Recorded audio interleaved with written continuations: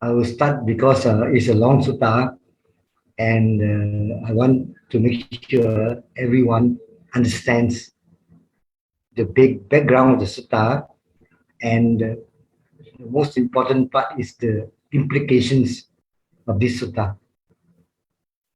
So we start from the beginning, the marks of the great man. So these marks are supposed to be 32 of them. And the sutta has already, everywhere in the Tripitaka, it says that this is not a Buddhist idea. Of course, because even before the Bodhisattva was born, it was already, it was, it is not there yet. So it's only after the Bodhisattva was born, then these marks were taught. No, whether it was taught to the Buddhists or not, I'm sure it is not there. It is just a make-up story, which I will prove to you. You know, so there are many suttas which says that the Brahmins is a Brahmin theory. You know, the sutta says it's a Brahmin theory. This is very important because the sutta always claim that this theory of the great man and the 32 marks belong to the stock of the knowledge of the Brahmins. But today, even today, they have not been able to identify a Brahmin source for these 32 marks. So all the Buddhist texts say that these 32 marks are found in the Brahmin text. But to this day, nobody has found anything of such thing in the Brahmin text. You know, all the sutta says that it is a Brahmin text. The Brahmins are experts in this. But in the Brahmin text itself, to this day, 2022, they still haven't found any evidence, any Brahmin source in the Brahmin text. So this is actually basically a lie. No. Next slide, please. Next slide. So even as long as about 100 years ago, the party expert Rice Davis, he says that the marks are so absurd, considered as marks of any human being. They are probably mythological. It's a myth. The examples I will give you highlight why it is so funny is that they claim that the Buddha has projecting heels. That means the heels projected up to the calf. No, the heels come up right up to the calf, and his hands and feet has got webs like a duck feet. And when he stands in number 9, when he stands, even without bending, he can touch his knees. That means he has very long hands like an ape, more or less like a monkey. The worst is number 10, which is reeks of male chauvinism, is that his male organs are enclosed in the sheath, 27, because I highlight these are the main ones. His tongue is very long. So when he sticks out his tongue, he can touch his forehead with the tongue and touch both earlobes, described in the suttas itself, in those suttas which I mentioned earlier. And his head is like a royal turban. That means it is like a bum. There's always a bum on the head. So these are the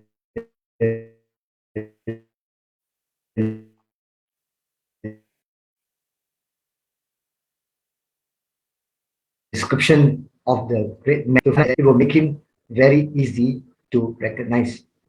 So anytime you look at the Buddha, you can see his head or his hands are very long, you can recognize him. So let's find out from the sutta itself whether this is true or not.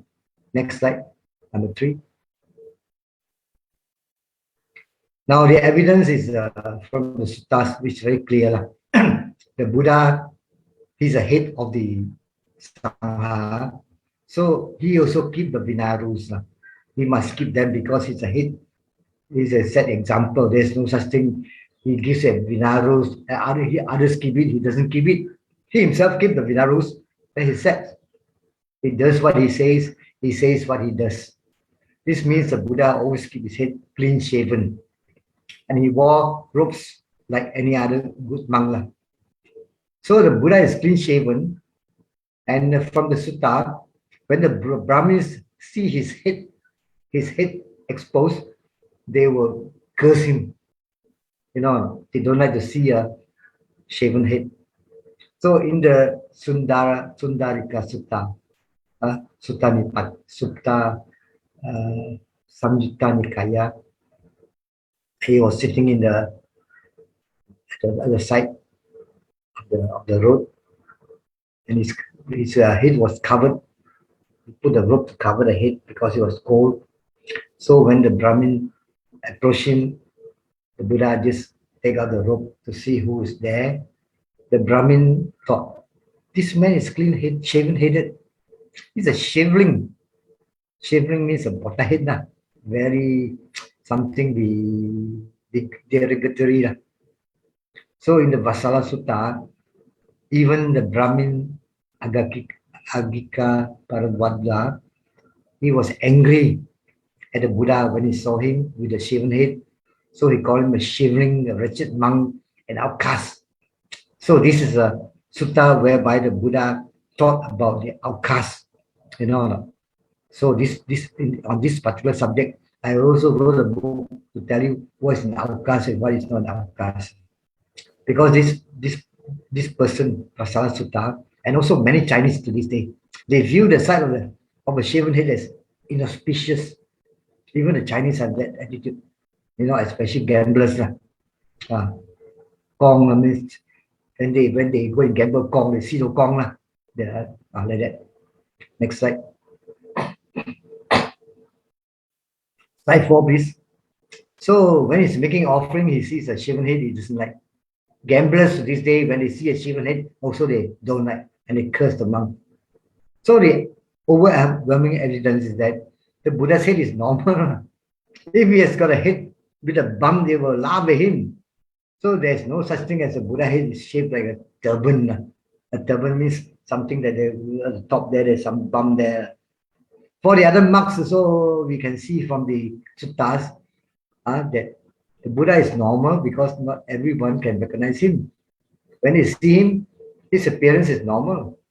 So the sutta in the Digha Nikaya, where the king Ajatasattu, when he has already repented, because he was taught by Dr. Jivaka, the Dhamma, so he wanted to see the Buddha for the first time. So when he went into the pavilion where the Buddha was sitting, he just cannot even see who is the Buddha. He cannot distinguish any monk who is so abnormal. So he has to ask Dr. Jivaka to point out which of the monks was a Buddha. Because when the Jivaka became a Buddhist, he actually offered his mango grove to the Sangha. So those people who have gone with me to India, so whenever we go to Vouchers Peak, after Vouchers Peak, we'll take the road and pass by Jivaka Grove. Another sutta in the Ambata Sutta. This sutta is about a Brahmin. Ambata was a Brahmin, and he was tasked with the job of going to the Buddha to find out whether the Buddha possessed these 32 marks. So he was an expert in the Brahmin folklore. And when he met the Buddha, he just see this fellow is a monk. He's a recluse, shivering. So he just ignored the Buddha and talked what he liked, and he got very angry when the Buddha told him to that don't talk so much because you have come here to find out something from me. Then he got angry and said, "Yeah, shivering, sham recluse. He's a menial. Menial means a manual fellow, black fellow. Offscoring of Brahma's fruit. Brahma's fruit, according to the Brahmins, the outcasts actually don't belong to any caste. They are at the bottom of the souls of the Brahma. With them I would talk as I do to you now. so rude to the Buddha. Next slide. So his remarks clearly demonstrate he was not able to distinguish any of the 32 marks in the Buddha's body. Even though he was chosen by his Brahmin teacher to check whether the report about the Buddha that he had 32 marks was true or not. So I go a bit in detail with this Ampata Sutta so that you can see for yourself what happened. So at that time, the Brahmin Bokarasati, he was an old Brahmin, very famous Brahmin in his area. He had a pupil, the youth Ampata. This Ampata is a student of the three Vedas. Very important. They know the Vedas. They know the mantras. The mantras are the chanting, the songs which was brought from the west around Turkey, Asia Minor. The Brahmins are basically Europeans who came to India and conquered the local people, and they more or less make the whole of India follow their religion of the Vedas. So this avatar, he is also perfected in the Vedas. He can expound the rules and the rituals, the law, the sounds and meanings, and the oral tradition with philosophy, and especially in the marks of the great men. And he was admitted, except by his master in the three Vedas with the words, "What I know, you know. What you know, I know." That means he's already expert, you know, although he's a young man. So he was sent by the teacher to check about the 32 marks of the Buddha. Next slide, please.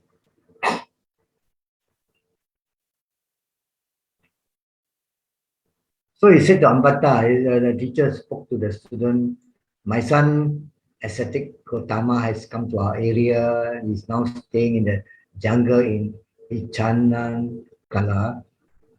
And concerning this blessed Lord Buddha, a good report has been spread around him. Now you go and see the ascetic Gautama, find out whether the report is true or not, correct or not, whether he's as they say or if not as he say. In that way, we shall put Reverend Gautama to the test." So this young man said, "How can I find out whether the report is true or not?" Huh?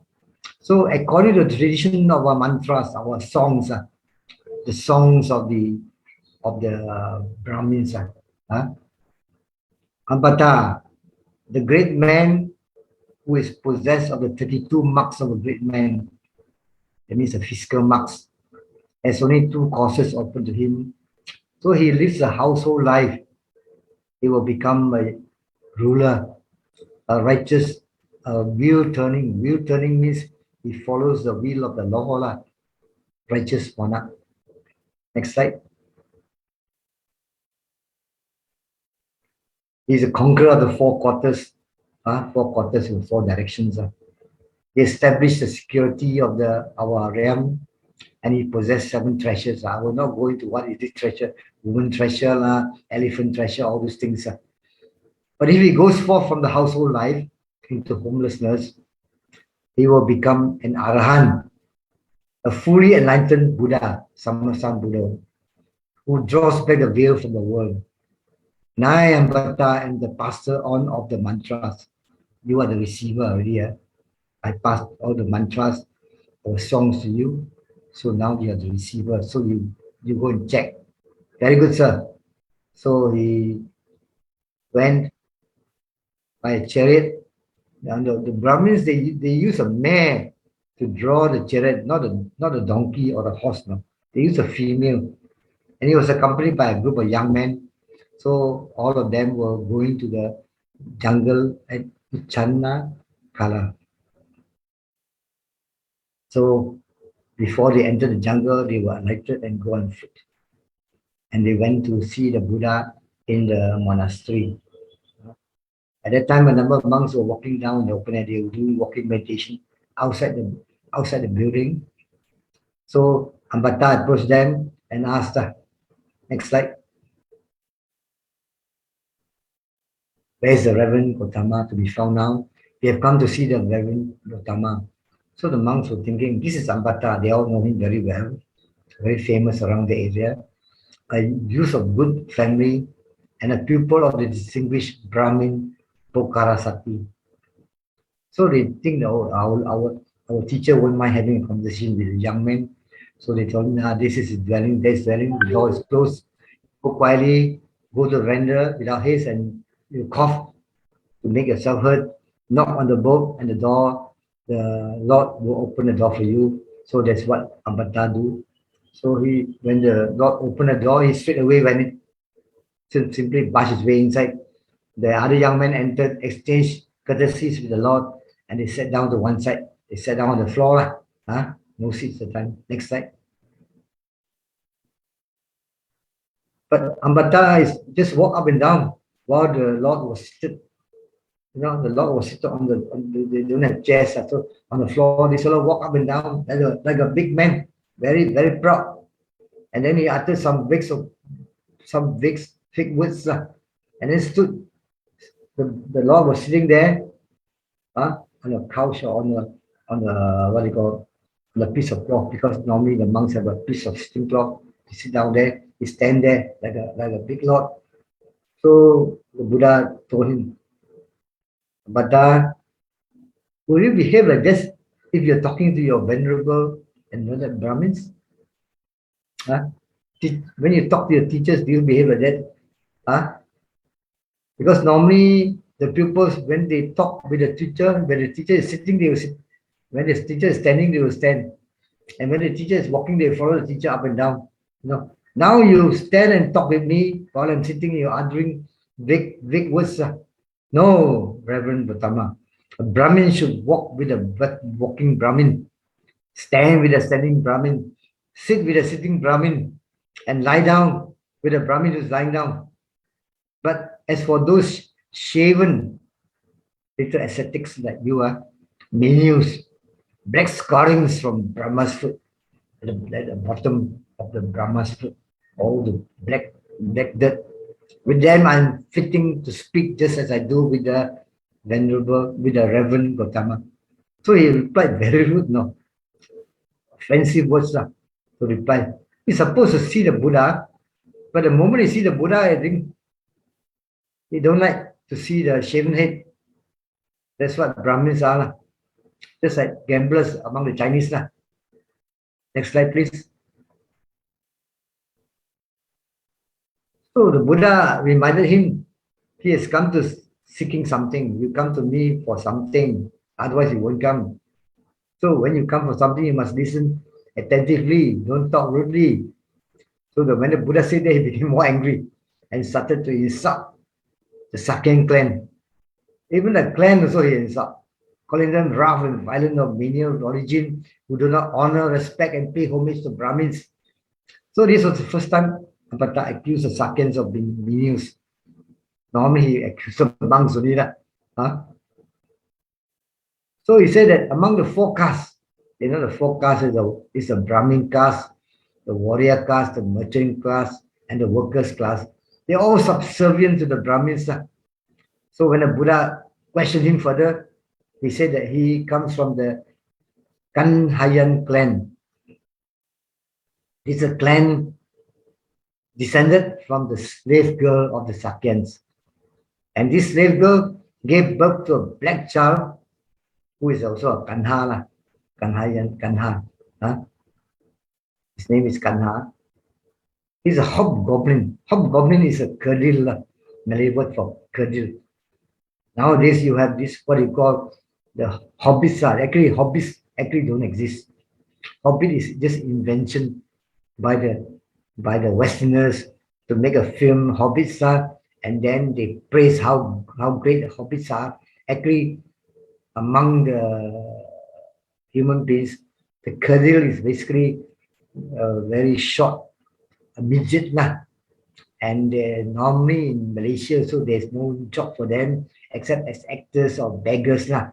So those are called kerdil, not hobbit. Don't use the word hobbit, because hobbit is not an English word. It's invented by filmmakers. That's why I don't use the word hobbit. You know, these are basically midgets of Kadir Malay word. This is how it was in former days. So the Sakyans were the masters, and this Ambata was descended from a slave girl of the Sakyans. You know, so it must come as a great shock to this young man.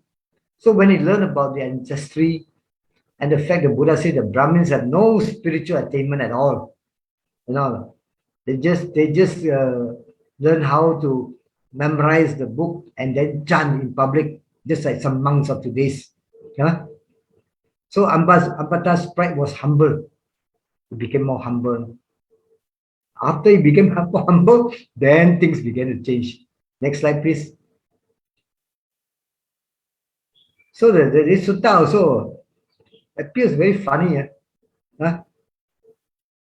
Sometimes so angry, now he humble. And after he became humble, then descending from his lodging, he followed the Lord. He started to walk up and down. And when he walked up and down, Ambata also walked up and down, follow him.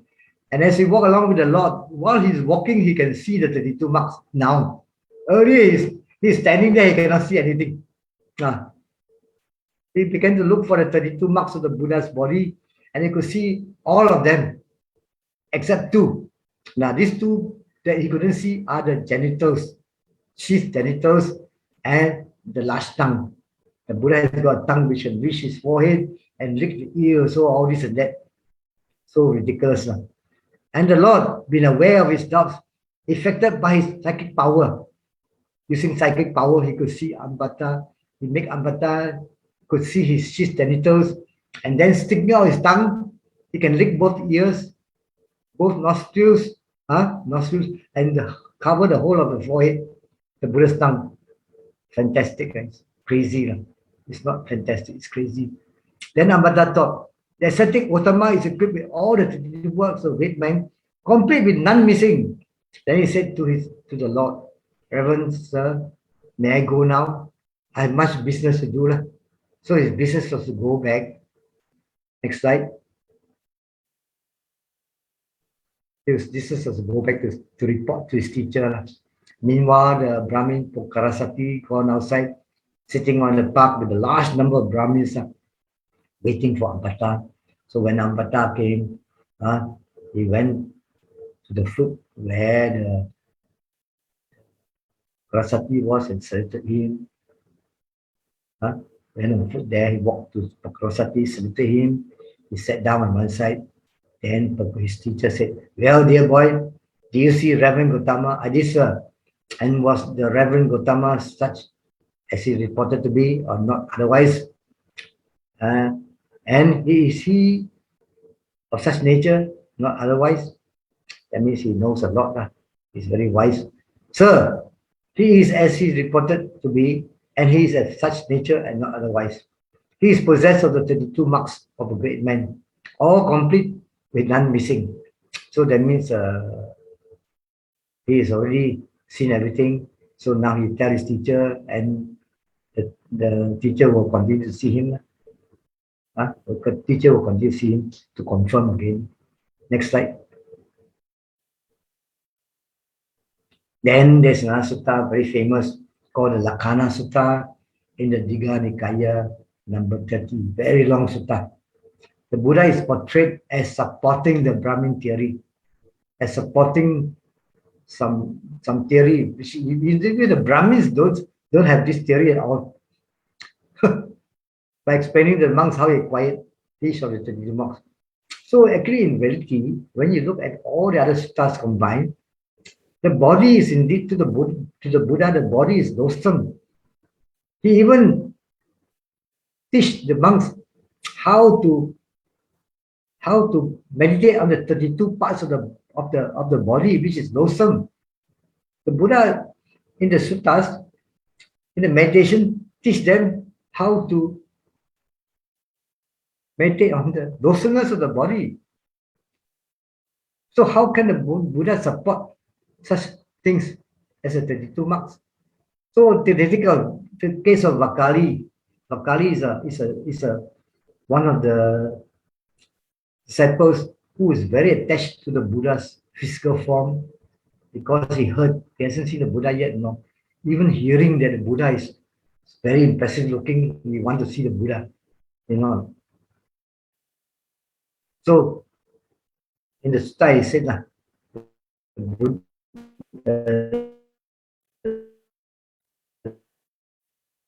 Kali said, for a long time, and I haven't been fit enough to do so.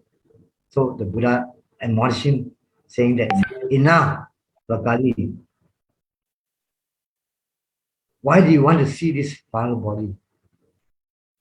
This body is foul body. One who sees the Dhamma sees me. One who sees me sees the Dhamma. This is a very famous phrase of the Buddha. One who sees the Dhamma sees me. So we don't look at the physical body. We see the Dhamma that the Buddha teach.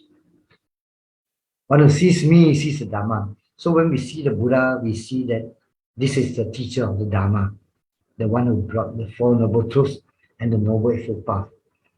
For it is when he sees the Dhamma that he sees me. Only when you see the Dhamma, you see the Buddha. And it's only when he sees the Buddha that he sees the Dhamma. So those people who have already seen the Dhamma, they see the Buddha as a personification of the Dhamma, not as a 32 marks.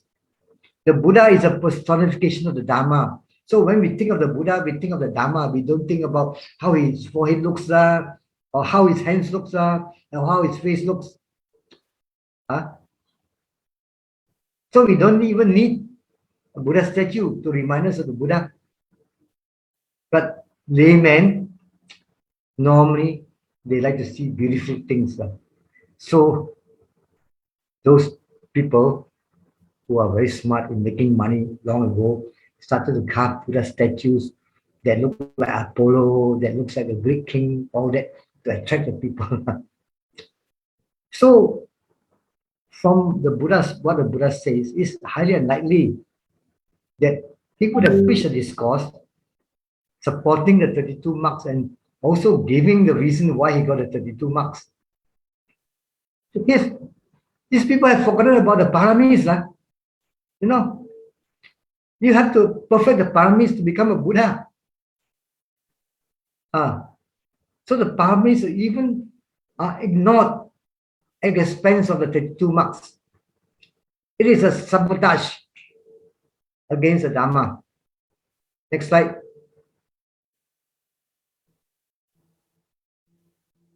So now we come to the Buddha's teaching about the great man, what the Buddha actually taught in the suttas.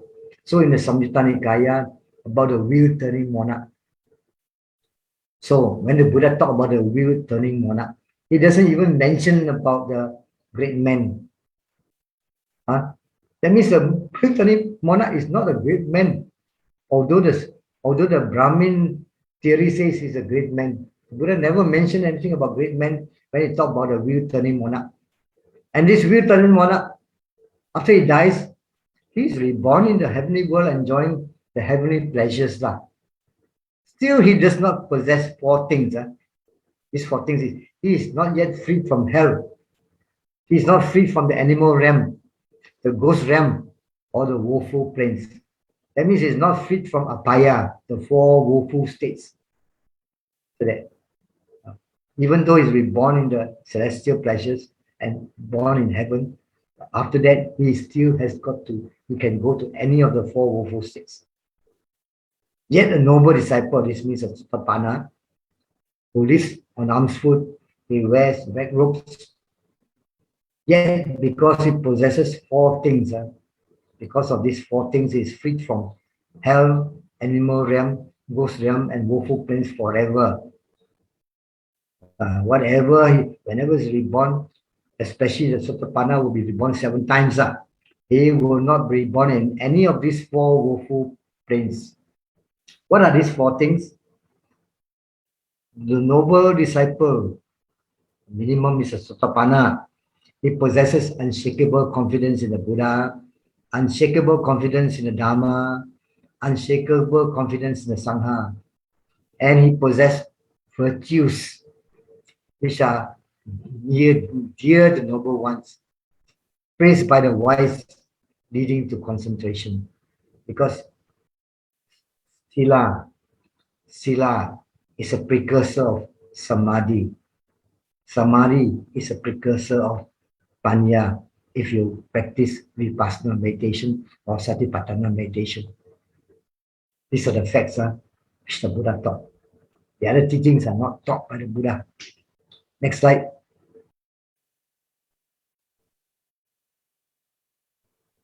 Thus, because within obtaining sovereignty over the four continents, between the two things, and the other one is obtaining the four things. Four things are the unshakable confidence in the Buddha, unshakable confidence in Dhamma, unshakable confidence in the Sangha, and sila, purity of mind. The obtaining of sovereignty of the four continents is not worth 1/16 part of the obtaining of the four things of the Sotapanna.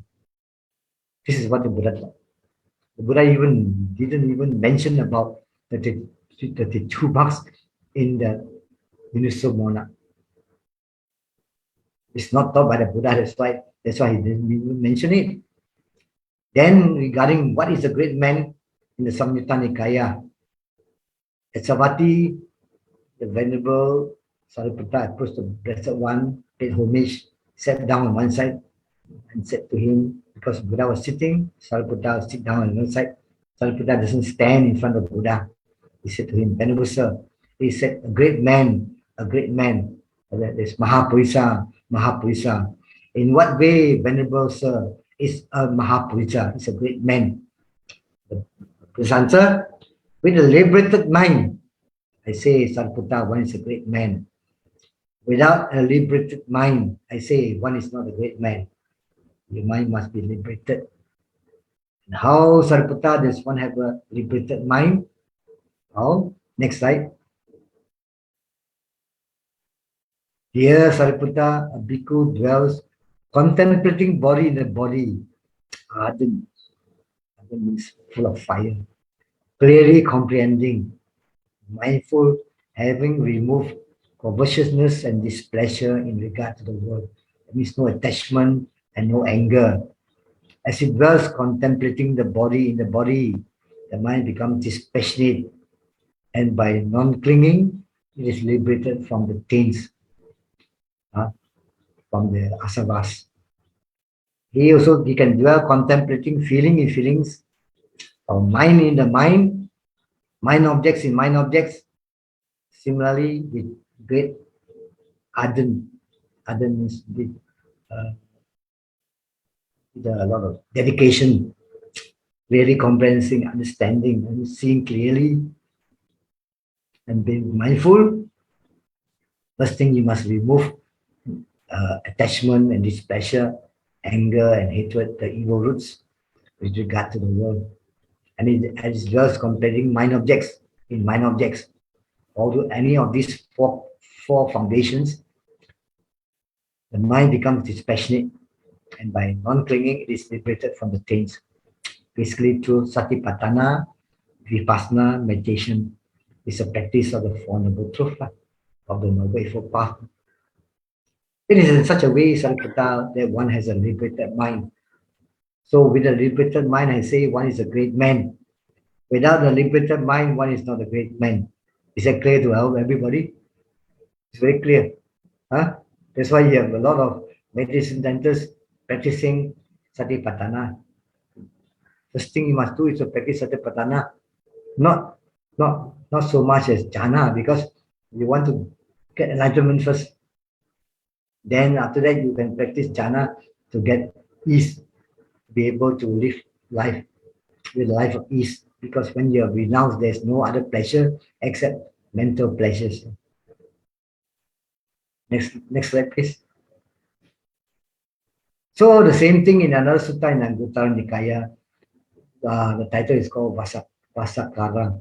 This Vasakara is a wily, very cunning Brahmin who want to always test the Buddha. He doesn't respect the Buddha. He will ask all sorts of questions, and he talk about the great man, his idea of a great man. So the Buddha tell him, you're very, what do you call,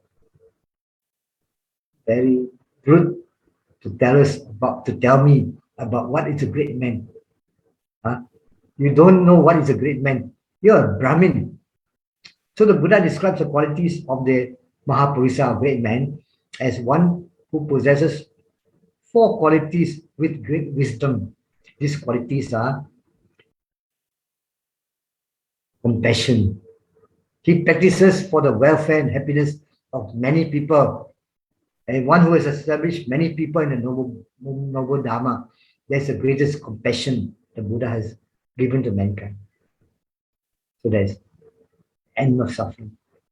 He thinks or intends whatever he wants to think or intend. It means he does not think what he doesn't want to think or intend. So he has attained mental mastery over the ways of thought. He can control his thoughts. Many of us cannot. We let the mind wander and the mind think what he wants to think. He gains a will without difficulty. The 4 jhanas that constitute the higher mind and are pleasant dwellings in this life. So the 4 jhanas are basically pleasant dwellings only, so that you can always go into the jhana to relieve the mind and enjoy the bliss of jhanic bliss. And you can even go into the cessation to enjoy the bliss of cessation. With the destruction of taints, that means he has destroyed all the all the asavas, all the defilements, and he has realized for himself with direct knowledge, through his own knowledge, insight. In this very life, the taintless liberation of mind, and his liberation is by wisdom. It's different from liberation by concentration. That's temporary. Concentration is when you go to jhana, there's no defilement there. It's temporary. When you get up, the defilements will come back again. Or when you die, you reborn next life, you will reborn in the higher planes. But a time will come when you descend down to the lower planes, your defilements will come and torture you again. Liberation by wisdom. And having entered upon it, he dwells in it. There's Arahant. That is basically the Arahant of destruction of things. That's a great man. Next slide, please. So I just nice. I finish early so that we can discuss more. So the discussion and conclusion. The conclusion you can give more conclusion for me. So I will test you. So even until today, scholars have not been able to identify a Brahmanical source for the 32 marks, despite the fact that all the Buddhist texts are unanimous in stating that it's a Brahmin concept found in the Vedas. Someone put it there, and then it becomes part of the Buddhist text. That's all I can say.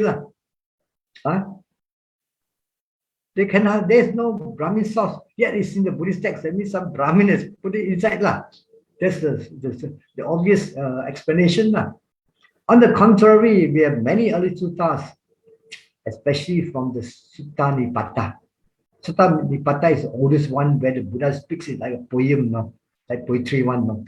So one of the early suttas, in fact, the earliest one is from the Tissa, Metaya, Manava, Pucha. Manava means young man. That means the question. Pucha means question. Question, you understand, especially during the Sixth Council in the Yangon, the most venerable Mahāsādha was given the title of Puchaka. Puchaka means questions. He asked questions about the Tripitaka, and the sutta, what you call the Sadhu, the other Sadhu, famous Sadhu, Ningun Sadhu, answered the questions. So Puchaka, questioner. So this young man asked a question about the great man, and the Buddha's answer is that one is a great man when one becomes an Arahant. That's all. The Buddha didn't talk about the 32 marks. So regarding the dating, now is but this is part of understanding. We need to have the chronology. So when you say something, most important is Now we are actually in the fourth dimension, space and time. Space means the three dimensions of space. This was in the India, the space is India. The time is we must know when. So it was probably incorporated into the suttas during the reign of King Asoka. There is a time when the Buddhism has already split into the 18 sects, 18 schools already. So everywhere they have their own idea, and then they say it's Buddha's teaching, no. So also this is a period when Buddhism enjoyed royal patronage. For the first time, the whole of Emperor Asoka, the whole of India is under a Buddhist king. So the Buddhist monks have got a lot of privileges and a lot of prestige also. So many young Brahmins, they say there's no difference. But we are also renunciate, so we join them, we get good food, we enjoy ourselves, we get prestige, and some of them even became royal advisors. They can advise the king because normally the king is a layman. So these are the Brahmins who are able to ampu the king using using their position as advisors. Do you know or not? When Emperor Asoka wanted the Arahant Mogaliputta to come, the Arahant refused to come because there's a lot of trouble among the among the Sangha, the various sects trying to gain favor from Asoka. Some of them didn't even hold the Pavarana, hold the fortnightly recitation of the Vinayaru, which they didn't hold it because monks every fortnight is a rule they must confess, during the Patimokkha ceremony. The monks didn't hold it, and these Brahmin monks didn't hold it. The pure monks complained. The Brahmin monks say they don't want to hold it with us. They are very proud. We want to hold, they don't hold. So Asoka sent a minister there who go and execute the pure monks now. So after Asoka was a lot of remorse. Some people say you're responsible because you're the emperor. Some people say you're not because you didn't kill them. The minister killed them. So Asoka got a headache and he has to ask many times for Mogaliputta Tissa, the Arahant, to come. Finally, because of the problem among the monks, Mogaliputta came by boat to Patna, which was what they call Pataliputta, the city of Pataliputta. And he has to wade into the river bank to welcome the Arahant. And this is the Arahant Mogaliputta Tissa who held the third council. Of course, in the third council, this thing hasn't creeped in yet because the Arahant is there. After the third council, when he went to Sri Lanka, these Brahmin monks started to add in because the Sri Lankans actually don't know very well about Buddhism. They don't know the Tripitaka, they are new to it. So probably around Sri Lanka that time, the Brahmins added in slowly, and by the fourth council, when they want to write down, these suttas were added in. So probably the root is during the Asoka's time. So they joined the Bhikkhu Sangha and they had the opportunity to market themselves as royal advisors because they know a lot of folklore among the people. Even though it's a Buddhist country, but still Brahmanism, the folklore is still entrenched in the mind. Just like the Muslims are entrenched in the mind. All these are thinking. Wrong views are easily entrenched. Right views, very easy, people forget about it. Because the right view is normally people who are wise, have the conscience, always thoughtful about the Dhamma, they have the right view.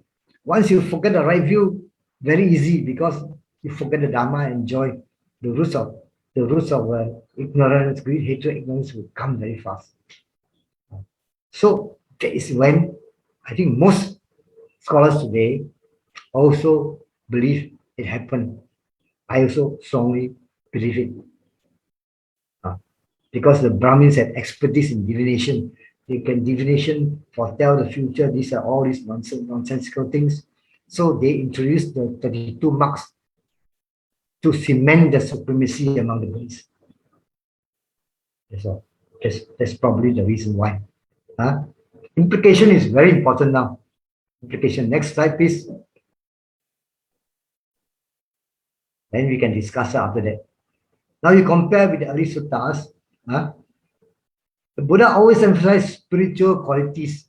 To me, these 32 marks are reeks of mere chauvinism of the Brahmins. When you talk about the what do you call the mere organ, the lingam. This today, even to this day, the Hindus always worship the lingam. It's a strength to them. This is real chauvinism in action. The chauvinism is not the Sangha. I'm going to explain to you why. So in the wheel turning monarch, when the Buddha declared the Sotapanna, now the Sotapanna is superior to wheel turning monarch. The Buddha himself said that whether the male or female, the Sotapanna is superior. So don't talk about shamanism in the Dhamma. The Buddha has never preached shamanism. The monks were ignorant. To this day, we have many of them, especially Westerners, the concept of women's rights. Even in Malaysia, they want to revive the Bhikkhuni Sangha. They are basically ignorant of the Dhamma. Because the Sotapanna can be a male or female. Don't talk about males, talk about Sotapanna. It's superior to the wheel turning monarch. And the wheel turning monarch, the Brahmins claim is a great man. What type of great man is that? So when the Buddha declares this, it's very important that it is in accordance with the Four Noble Truths. Impermanence, suffering, non-self. Look at the Buddha when he grew old, 80. He can't even walk properly, he's complaining all this. He's so weak. What happened to his 32 marks? If there's any at all. Have you ever questioned this thing? You must learn the question. When you have doubt, you ask question. I have great doubts long ago about this. It's only as I learn more of the Dhamma and read more from the suttas, now I have very clear that this 32 marks is actually mere chauvinism of the Brahmins, not chauvinism of Buddhism. There's no chauvinism in Buddhism. That's why the Buddha said the Sotapanna, male or female. In fact, eventually they will become arahants after 7 lives. Then they become great persons. In fact, the reason why the Buddha allowed women to join the Sangha is to give them the opportunity to practice the Dhamma, the Four Noble Truths. At first, the Buddha said no. 3 times when Ananda, on behalf of the female Sakyan ladies, asked the Buddha, sir, please allow the woman to join the Sangha. The Buddha said, no, don't talk about it. 3 times. The 4th, then Ananda was very smart. He asked the Buddha, are women capable of attaining arahantship? The Buddha said, yes, they are capable. Then why won't you ordain them? Ordain them now. So the Buddha on the spot ordained. Certain things, because the Buddha never thought about it, so it's not obviously. But when he thinks about it, implication, he take action directly. That's the reason why the Buddha allowed women to join the Sangha, to give them the opportunity to practice the Noble Eightfold Path, leading to arahantship, thereby becoming great persons. There's no more great men already. I change the word to great persons. Mahāpurisa becomes great persons. So the Bhikkhuni Sangha is now extinct. Many monks say that, oh, the Sangha, the is very, what do you call it? What's the word? Chauvinistic, male chauvinism. The monks, the old monks, they're scared of the woman. So they have ordained the female seminary, and they bring in Mahayana, everything they make in Budaya, and they ordain them, and they wear the robe, proudly wearing the robe. Extinct, no doubt, extinct. But you can still practice aspirant. You want to be a great person or you want to be a nun? You want to be a great person, you practice and renounce the world by becoming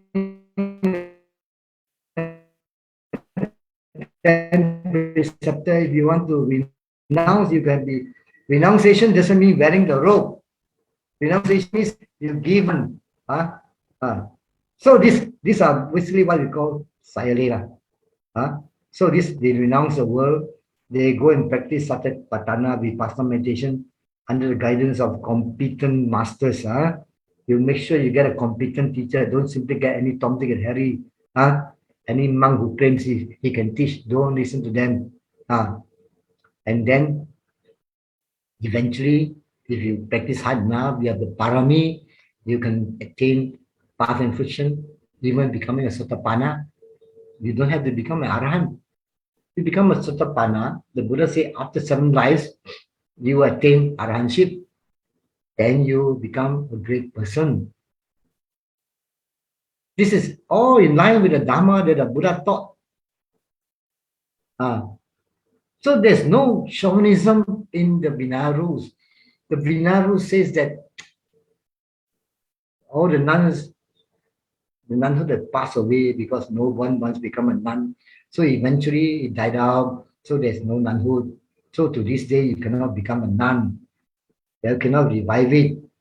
Something is dead, cannot be revived. You know or not? So you just go against the Vinaya rules and revive it. And because of that, Achan Brahma got kicked out from the Achancha lineage. And this Achan Analayo, the famous monk, talked so much, he cannot fight. He is called a Trojan horse. Do you know what's a Trojan horse? It's somebody, an enemy, these guys in the form of a horse, inside a horse, enter your place and destroy everything. That's called a Trojan horse. Analayo was called a Trojan horse by another monk, which is true. I agree with him. This fellow is a Trojan horse. He is a scholar who doesn't practice the Dhamma, and he doesn't abide by the Vinaya rule. Because as a monk, you cannot go and teach the lay people.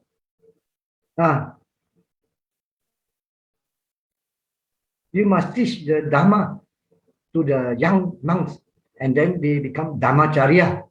In the Vinaya, a monk who hasn't got a Dhammacharya or understanding of the Dhamma is considered uneducated.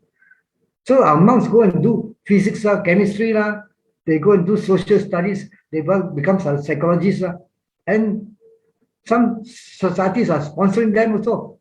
It's a waste of time and money. The monk should learn threefold: Tripitaka, understanding of the Dhamma, practice of the Dhamma, and attainment of the Dhamma. Threefold: understanding of the teachings of the Buddha, practicing the Noble Eightfold Path, and attainment, the stage of attainment. Then he's got these 3 qualities. And they eventually become great persons. A great person is a Arahant. So the Sotapanna, the Buddha has already taught that after 7 lives, eventually that Sotapanna will reach the status of the Arahant and pass into Parinibbana. That's when they become great persons.